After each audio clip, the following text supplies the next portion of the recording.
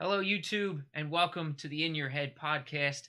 I'm your host, Jesse, and with me today for episode 9, my guest, Cody Wright. Rusty, how are you, sir? Good, man. How you been? Great, thanks for having me. Great to have you on, man. Great to have you. Hype.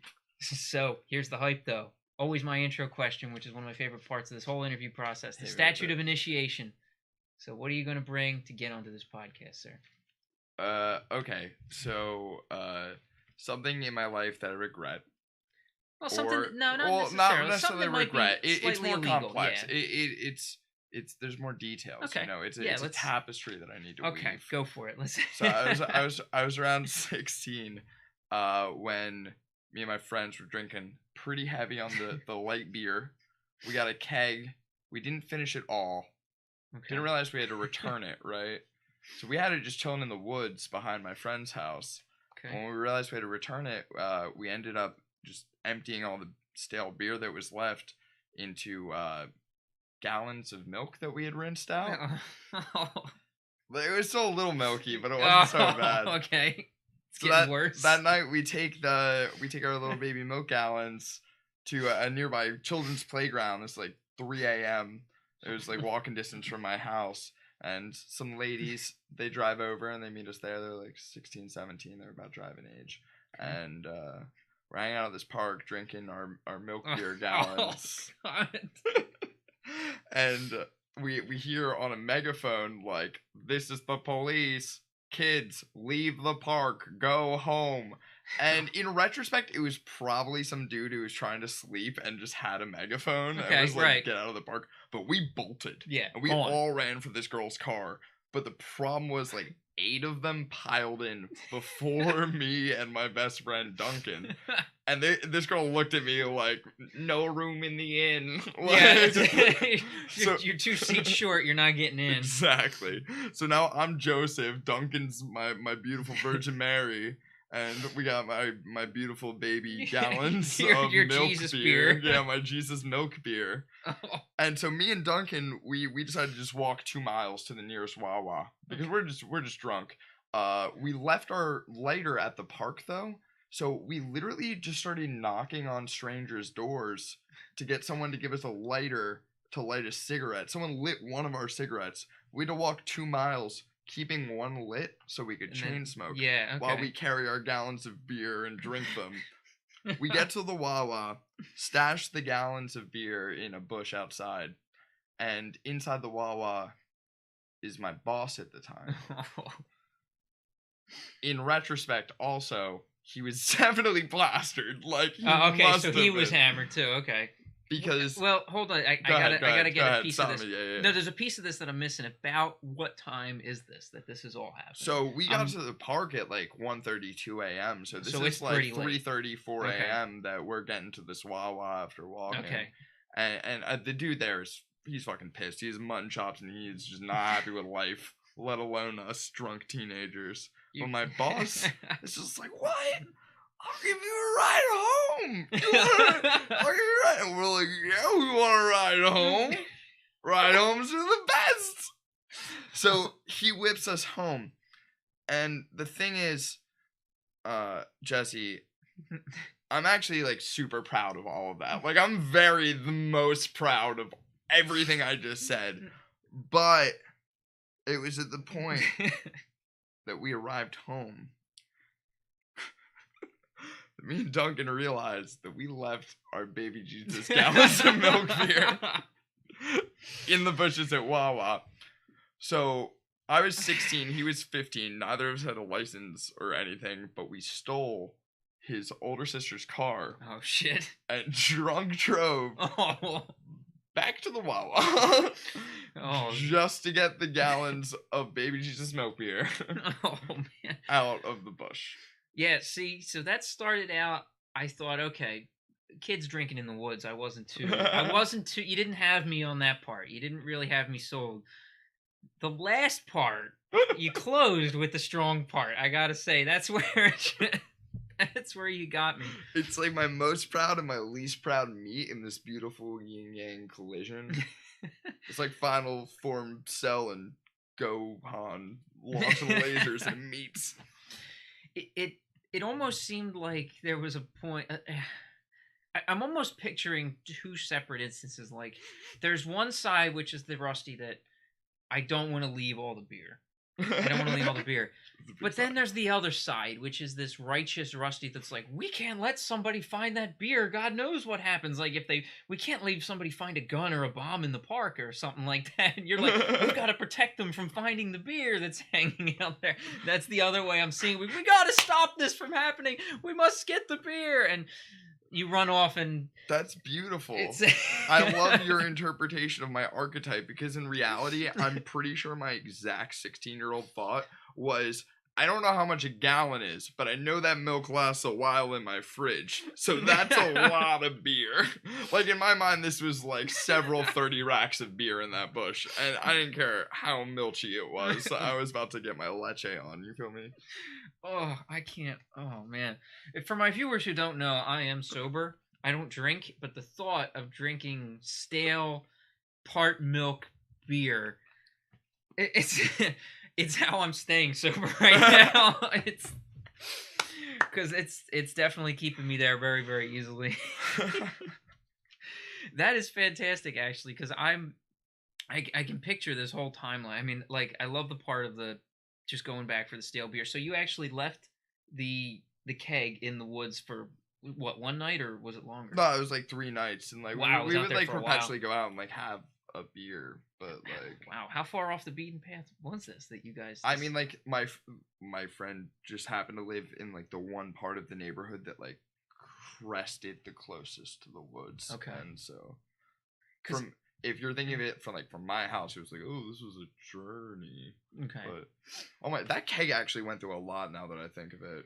Well, because I think getting it there, you're saying you're 15, 16 years old. And, yeah. And not a slight to you. I mean, you're not a big dude or anything. No offense, but I'm not. I can't picture a bunch of 15 and 16-year-olds. I mean, I can get 2 of my larger buddies with me, and we have a hell of a time getting a keg from A to B if it's the width of this table.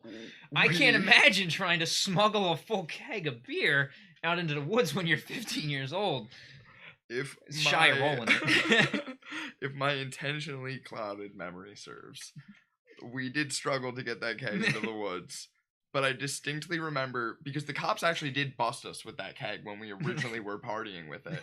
Like, we thought no one would be able to get back there. We turn around, there's a cop standing there like Batman, and we're just like, how'd you do that? And he's just like, I fought in Iraq. We're like, okay, I know there were a bunch of drunk teenagers in Iraq. That's what the Iraqis are known for. You triggered me to drink.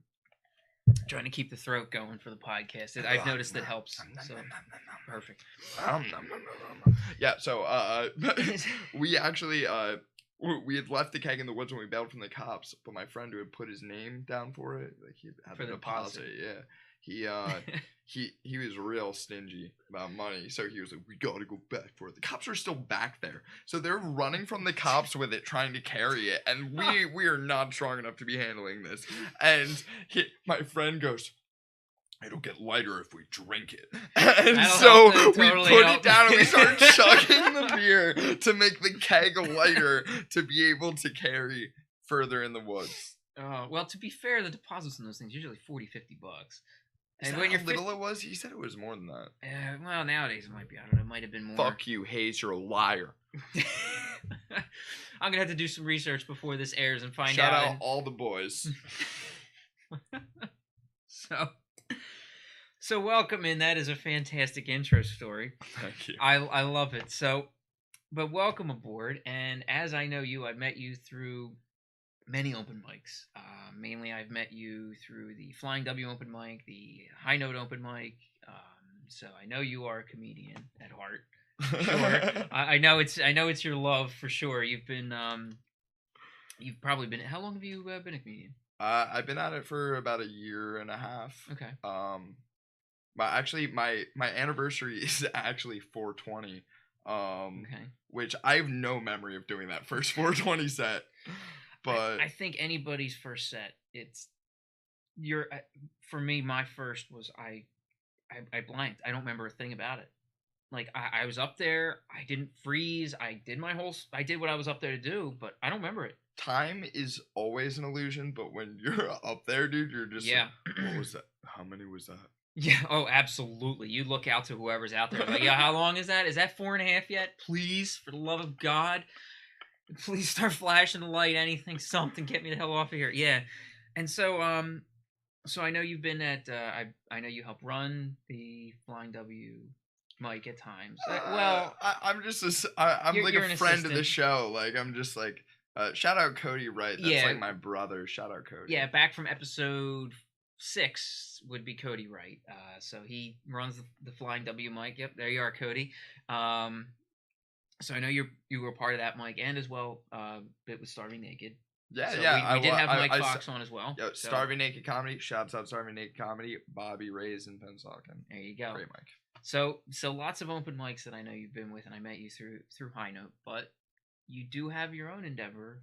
Yeah, that is coming to fruition soon, as of the airing of this show. This is the homecoming of the kid. This is I went to Rowan University in Glassboro, New Jersey, and me, Cody, my boys Jeff Colella and Brittany Johan, who is a girl, not a boy, but they're all my boys. We're starting up a comedy show, an open mic, and showcase. Awesome. Yeah. And that's going to be at the Landmark? The Landmark in Glassboro, right on, like, basically on Rowan campus. It's going to be an awesome spot, lots of hip people, myself. Oh, I mean, that sells it right there. If that doesn't sell it, I don't know what will. I'm definitely going to put a link below to the Landmark, and hopefully if you have any more information by the time this airs, I'll make sure I have a Facebook page or anything like that. I'll make sure we post that below, so we can make sure that people get there and get some information based on it. Yeah, it's going to be the first and third Monday of every month starting in February. There we go. So starting February, get out there, check out the Landmark. It's going to be a great show. It's the Landmark's a great venue. I've been there a few times. I've seen a couple shows there. I went to Rowan as well, so I've seen the Landmark. It's a great place. So it's always been. Well, now I'm going into waiter mode, but let me tell you, the Landmark is great food, great beer. The service is phenomenal. We're going to be operating on Mexi Mondays, celebrating Hispanic culture. My south of the border brethren represented in the form of discounted quesadillas, I guess. Works. Bastardized ones at that, but hey, anything discounted gets people in. When you got Wing Wednesdays, people go in. Whatever it takes, people come in for cheap food. If you got cheap food, they come in. Oh man, Wing Wednesday. That's it. Black Friday. Well, see, isn't that the secret of the wings? I think we're gonna have to let people in a little secret. Everybody says, "Oh, Wing Wednesday." Every place has a Wing Wednesday. There's always Wing Wednesdays. I'm gonna let everybody out there in a little secret. The reason that is because they get wing shipments in on Thursday, and they're trying to get rid of the old wings.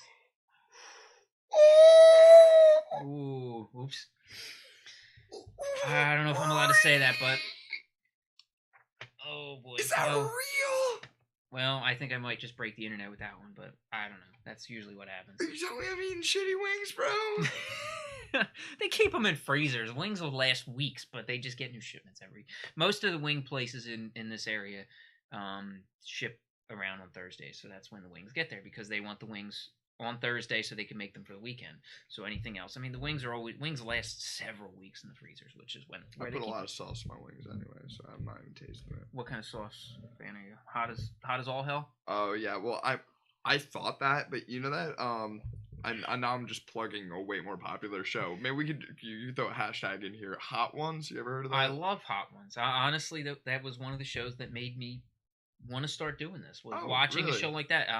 Yeah, I love it. I can actually see that. That's cool. It's a great show. It's a fantastic podcast, and it's just a straight up with the person. Although you pay the price for sitting there and eating those wings. Here's the thing: is I was just like, this show is entertaining. I like wings. I like rap. I like comedy. There's so many, icons that have been on that I really enjoy watching in any format. Guests. Yeah, I mean, Vince Staples episode for an example is just like a great interview. Period, regardless of who it is. Yeah. Whoa. But can we beep that? But I really underestimated what that sauce was like because I had the Mad Dog 357, which isn't even on like their like. It's not their highest anymore. Like they have like crazy hot shit. Yeah, now. Yeah, now it's and that was like crazy pain. Like, I was upset. Like, I actually think that might have ruined a relationship because I didn't kiss my girlfriend at the time that night, and we broke up shortly thereafter. Ooh. Like, I got some of that, like, on my eyebrow, and I felt like I was doing some kind of weird, I don't know. How did it end up on, I gotta ask how it ended up on your eyebrow. Like hand transfer, or are you that messy? I'm not ashamed to meet. I'm not that ashamed. Like, I'm a sloppy boy. Okay, like, that's fine. Sloppy boy. So we got to go back to the comedy bit. So what got you into comedy in general? What got you started in it? Got my heart broken in a funny way. Okay. Frankly, got involved in drugs and kind of lost my way and my way to cope with the world, and okay. I found tethers back to it through creating a new community through comedy, getting away from a toxic environment and being able to laugh about the things that were really keeping me down. I mean, I'd watched comedy my whole life. I started with The Simpsons when I was literally 4 years old. I think I walked into my parents watching it. I never walked in on them having bone time. No, that's... But yeah. I did walk in on them watching The Simpsons. They were like, "You can stay." Thank God it was just The Simpsons. But oh, because if we just changed the context of those, it would be really, really awkward. We didn't change them. You did. Yeah, but no, comedy's been a huge part of my life, and I've always coped through humor. I remember trying to like beat bullies. They weren't, not real bullies, but people who I felt were threats or intimidated me. Right. Beating them to the punch by being self-deprecating or making jokes or joking at them. And yeah. So I've always used comedy as a way to deal with stuff. And then kind of when the shit finally hit the fan, it was like, deal with it or fold like fucking laundry. Yeah. That I was like, well, I'll be funny. It's a good coping mechanism. I mean, for sure, it helps a lot of people. It's like their therapy. A lot of the guys you see out there. I might smell bad right now, but frankly, comedy is a reason to shower for me. It gets me out of bed. It gets me in the shower. It gets my brain spinning so I can think about shit. Very true. Very true. So what else drives you as far as your comedy? Like what do you try to see to write? I know a lot of guys. I see a lot of the guys at the mics and the shows, and they tend to put together little bits, or some guys will take a big story that they write and they'll put like together this big thing that happened that was funny. Where does most of your inspiration come from as far as what you do? In comedy, I focus a lot on. This sounds so pretentious. I'm wearing a scarf, though. So you're allowed to. If it was an ascot. Okay, now we're good. I focus a lot on illuminating the disparities between objective and subjective reality. I believe that you and I are experiencing even this very moment quite differently. But what we agree on is objective reality is whatever the quickest line through the two is. Right. This couch feels like this. You know what I mean? Right. And you have memories with this couch. I have 1 or 2 memories with this couch. You know what I mean? So we have a different experience. Right. In that sense, and you've seen my bits before, and I'm not going to bore you with fantastic comedy that most people pay to see Rusty Wright. But I do really like to take something that's so simple, like my boss said to me at work yesterday, "Rusty, people seem to like you."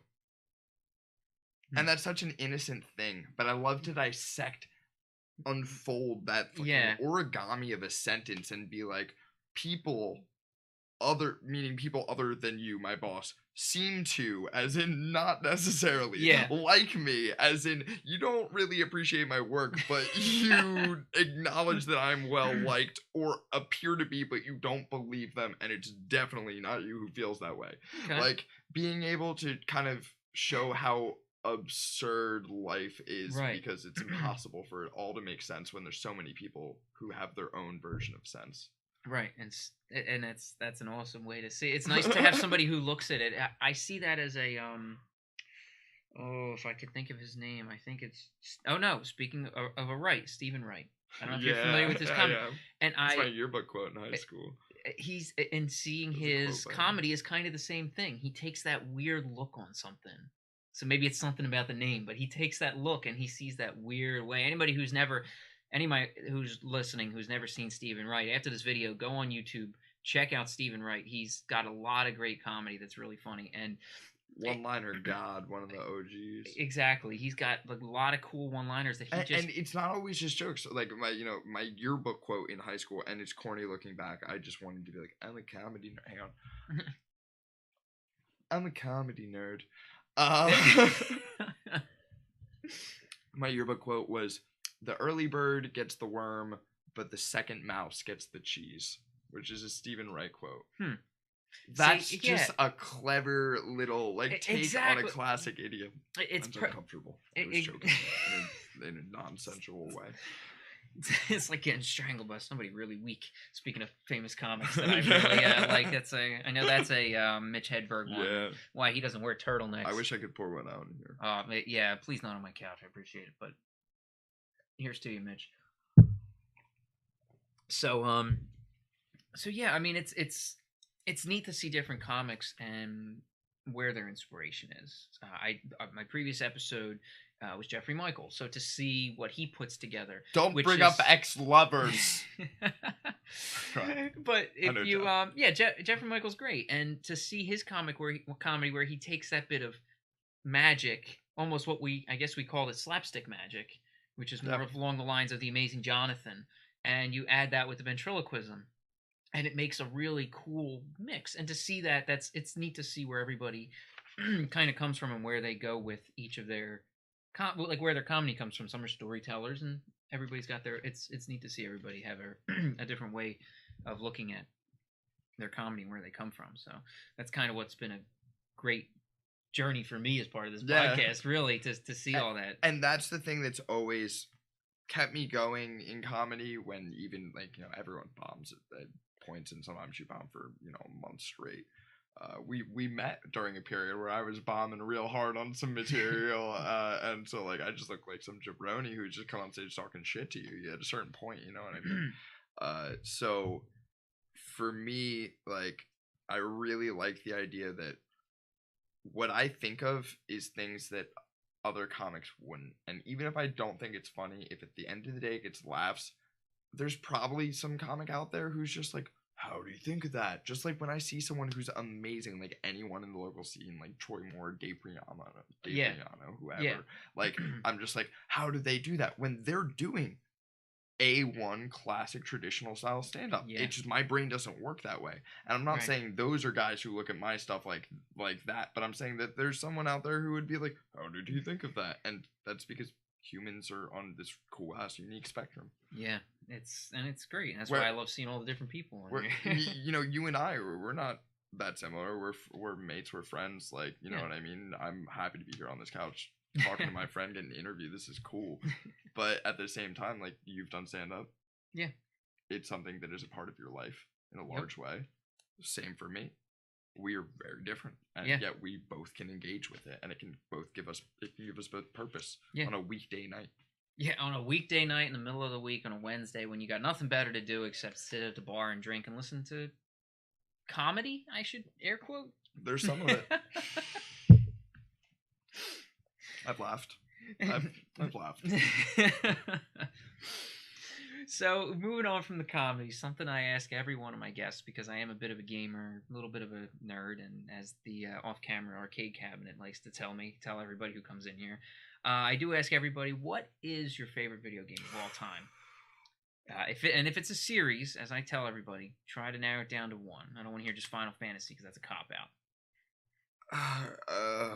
It's legit a dead ass type, but I'll do it as shout out Smash Bros. Melee, because that's one of the greatest games of all time. GameCube.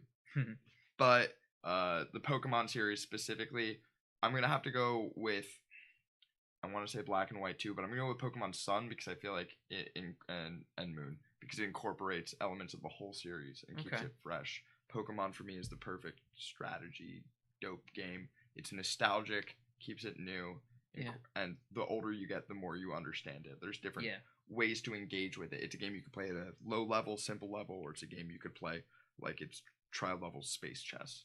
Yeah, exactly. Because I've seen it go through the you know, the card game, obviously, since that's come out, which is still popping, honestly. It actually, it really is. It You outlived see a lot of Yu-Gi-Oh! It honestly outlived Magic. Magic's not as popular as Pokemon anymore. Yeah, and it's still pushing, and you still see card stores that have shout out every nerds. Week. Yeah, there you go. They're all out there, man. That's who we're trying to. We're trying to appeal a little bit to the nerd culture, but you know, I don't appeal to anyone except God down there. It's all for you, Satan. So what game got you into the Pokemon franchise? I mean, I started with Pokemon Red because Charizard's dead. Well, that's set Red and Blue, right? Yeah, but specifically Red. I believe it was, I don't remember what Super Bowl it was. I believe it was the Giants versus the Ravens. Must have been like shortly after Pokemon came out.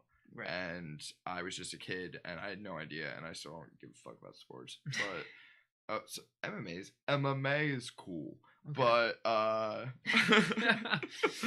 I placed this random bet on what the score would be at halftime, and I won. I won $50, and I was like, I'm buying me that game.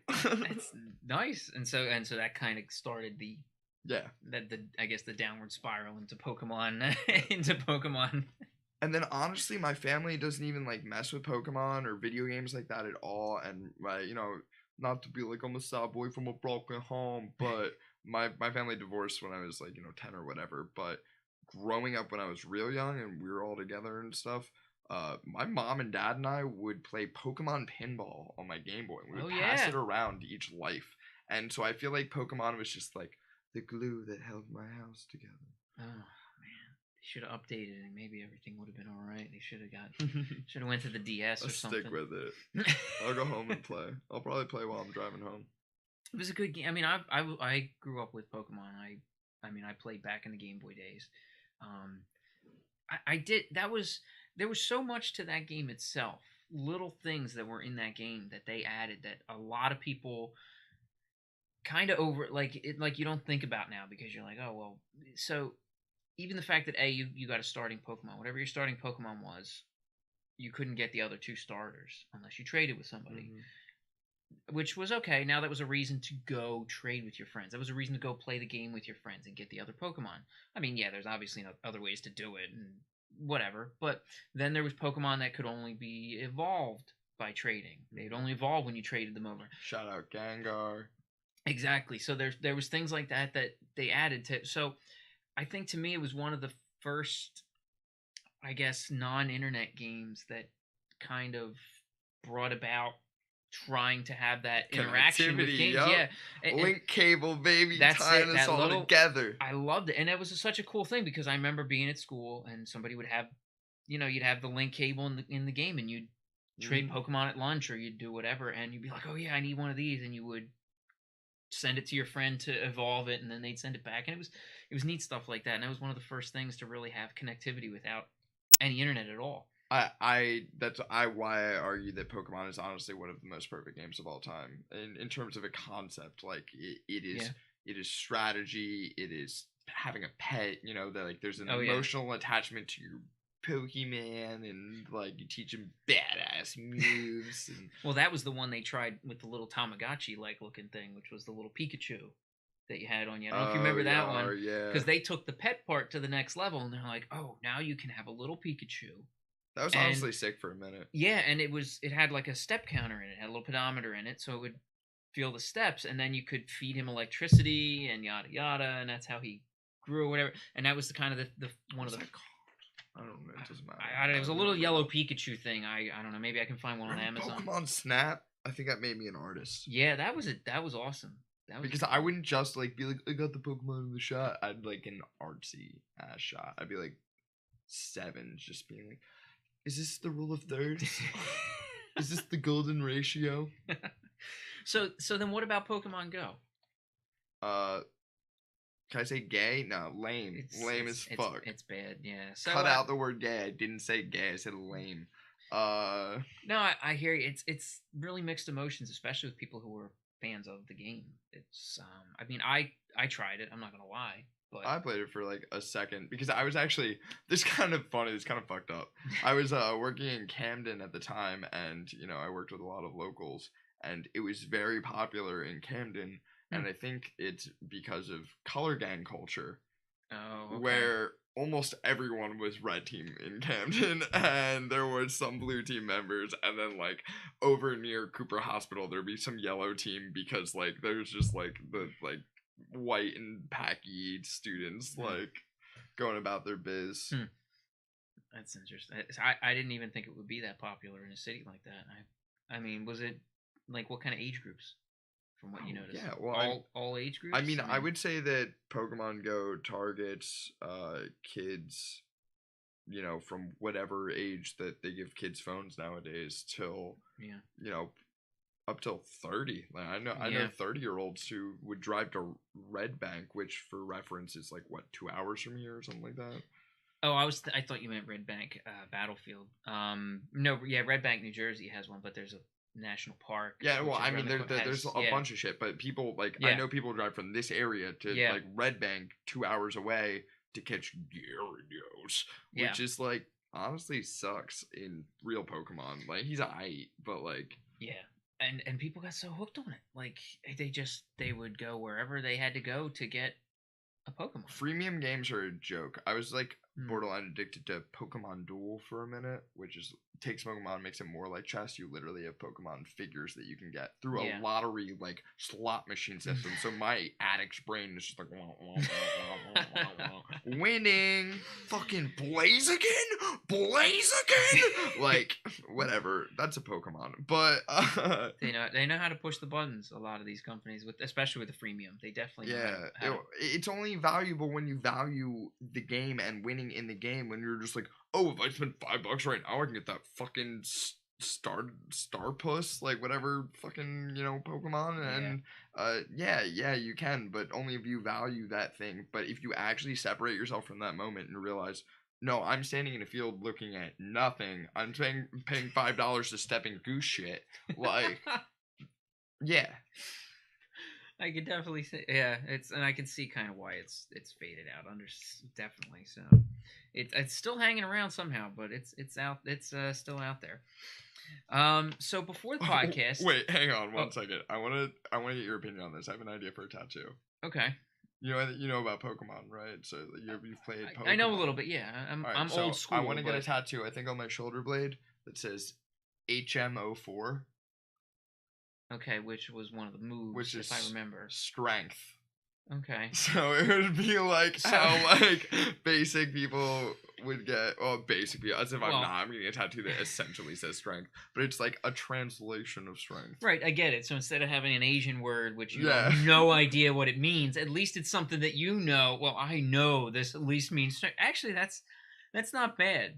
Is that funny? No, that's like actually pretty good. Tattoo? I kind of want it. I thought of it like the other day. I was just like goofing off. I think if you knew somebody who had a tattoo joint, I do. And my coworker in a restaurant. If they had a section in there that was the same thing, I bet he'd be able to sell several by having that in the binder. I already regret saying it on this. I don't want anyone copping my swag. It's mine. I got 30 views a week, so you're all right. 30? I know. I'm hugely popular, man. It's YouTube monetization. Yeah, I'm only like 300 or 400. Ad over here. Is your ad block on? Turn it off because there's an ad up here. I'm about 400 episodes away from monetization, I think, right now. So sometime by the time I turn 50, I should be able to monetize this channel. So before this awesome podcast started, I gave you a piece of paper with 11 circles on it. I forgot about this already. And I asked you to draw what came to mind. And so here's what we have, which now everybody is getting to take a peek at. So, So here is what Rusty drew for us, as everybody can see below. So I know you started in the middle with this, with the face. So do explain the face a little bit. This is the Demon King of Dreams, Lord Zumphy. This middle is his face. Okay. He is a cigarette smoker and Cheeto enthusiast. So his teeth are orange. Going by the teeth, yeah. Yes. He has a stick-like body that makes him spider-like. Okay. his right hand, which would be, I guess, the left hand for the viewers, so is meant only for side. wrath and is made of fire. Okay. His other hand is meant for peace, and it is a thumbs up. And so, what is like? Is this from something of lore that he I'm unfamiliar with? Came to me in a flash of brilliance as you handed me this. Oh, okay. The story goes deeper than what I thought would have been.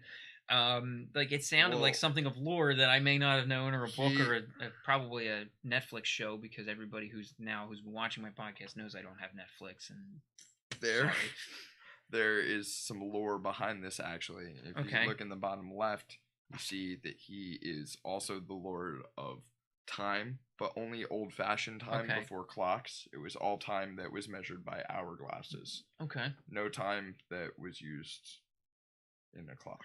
Okay, and how about the bottom right? He is also the Lord of anxious dogs, which is when your dog like is seeing something and you're just like, what are you looking at?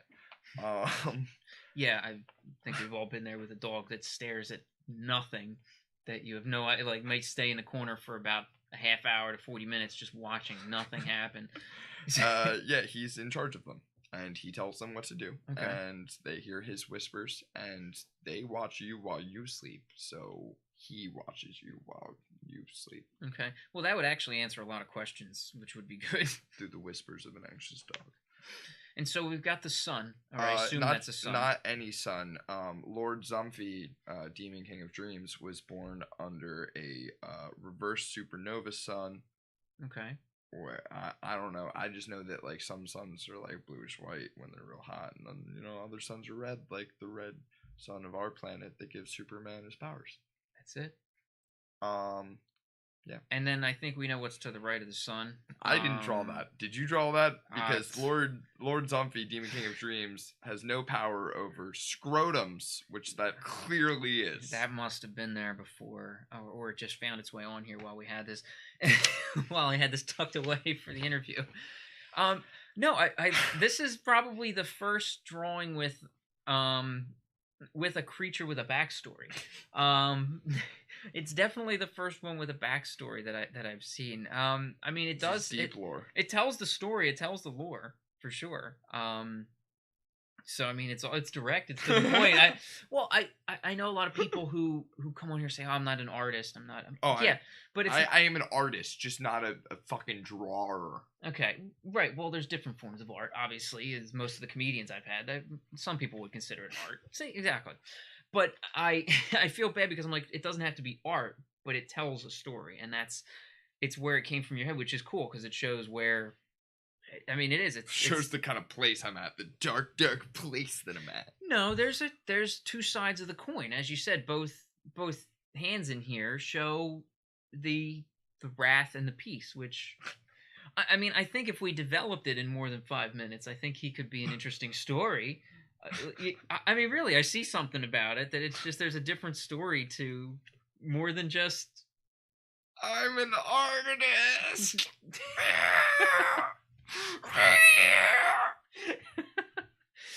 But I mean, I like it honestly. I like where it goes. So it's neat to see.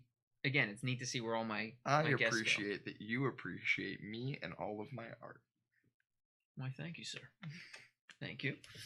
So, as I move on, though, I do got to take it down a notch because at this point in the podcast, I ask everybody the same question as I try to get the image off of here.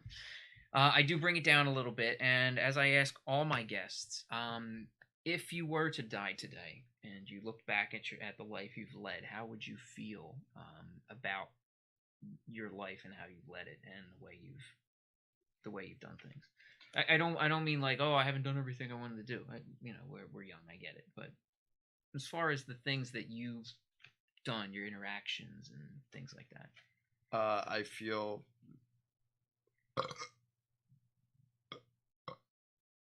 I feel. Okay, that's not bad. A little deeper than I thought, but I feel absolutely impeccable about the life that I've lived. Okay. Not because I've done things perfectly. In fact, I've done very few things perfectly, but because I'm happy with who I am now and where I'm at now. And that's to say that if I fucked up in this moment and I felt shitty afterwards, well, that I would regret everything, because I believe that life is a game of high scores. The idea of not going after entertainment, comedy, everything that I want to do, that's the fucking gun to my head. yeah, Anything less than a high score is a waste of my quarters. You feel me? that's it. Yeah, there's not a lot of people who I think can sit down and look at themselves and say, I'm proud of what I did. I'm happy with the life I've led and things like that. There's not a lot of people that can say it. Very few, I think. I'm happy with my progress, and I'm happy with my odds to win. So it sounds good. What do I have to bitch about? That's not a bad way to go. But if you had to look back, and here's the new thing that I'm asking people. This is new as of the previous episode. But if you had to take yourself back to a point in your life, I mean, it doesn't have to be like a day. But if you had a point in your life where you could go back there and live that time of your life forever, where would you go with your life? How long do I have to relive it for? I mean, so any dream can become a nightmare. A couple playthroughs through. Well, yeah, I get it, but there's that certain point, like where would it be? I mean, you're talking. My previous guest, Jeffrey Michael, mentioned the time when he met his wife. He says that first couple weeks when he met his wife, he'd like to be there. That feeling of being with that person and being able to live that excitement and getting to know that person. That's where he that was where he wanted to be. So, like that sort of thing. October 2011 through September 2012. Okay. What's that period there? That was my freshman and sophomore year of college through the summer of my sophomore year. Okay. I was really, really lost when I first got to college. Not because I was a complete shithead, which I was. I'm a shithead, but I was a little distraught when I realized that college wasn't going to be the next level that I thought it was going to be. I expected to get there for orientation, have philosophical discussions and talk about our interests and why we're pursuing what we're pursuing and what our goals are, and to be deeper humans on a deeper level. I went high school, the sequel. And during orientation, we played a game where you held hands and passed a hula hoop down the line at people. And, especially, I was a bit of a hipster. I still am wearing a scarf as we speak. A pashmina, actually. And I got it from the Lost and Found, so I'm actually more of a homeless person than anything else. But... yeah, you didn't get it from a thrift store. That's hipsters. Yeah, I wouldn't ever pay for anything when I could just steal it from you, the viewer. Hopefully none of my viewers recognize your scarf.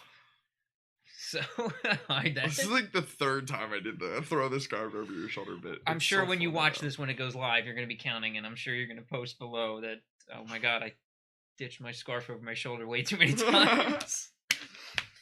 Yeah, you got to fill the space somehow. But no, I basically I got to college and I thought it was gonna be a big life-changing thing, and it was fucking bullshit. It was more fucking masturbatory social exercises, and I'm all for socialization. I'm a fucking butterfly out in this bitch. I'm in this bitch like emotions. You feel me? Well, as a server, oh yeah. I mean, you have to be. I mean, with your your normal job, you have to be personable. You have to be. I mean, I think that's. Yeah, how else am I going to trick people into paying me money? I think of any job, walking from the kitchen to their table holding a plate. I think it's got to be one of the most social. You have to be impeccable in social eyes, to everybody in order to be a server. I could never do it myself, but I mean, I can see you have to be that. You have to be that image of what they want. Hence what you said before, which was people seem to like you. So I mean, it goes back to that saying that that's what you're doing. You're making it so people seem to like you. Yeah. So I mean, you're doing it right. So that's all it takes, honestly. And honestly, it's kind of like a tool in life, realistically. But why would you want to go back there if it was just kind of like that rough feel of what it was? It was the next step. And the first couple of months were rough. That's why I started in October. Oh, okay. I So fell in with a skips. group. Yeah. Okay. And I'm not encouraging anyone to engage in this activity, but I did fall into psychedelic use. Okay. I'd eaten LSD when I was a kid, but just getting into these experiences where I would go to concerts and music festivals with these people and engage in just the crazy debaucherous times where it was, and I'm not saying I want to go back to those specific times. I could pick any one crazy music festival that was off the hook and whatever. It was fully dope, but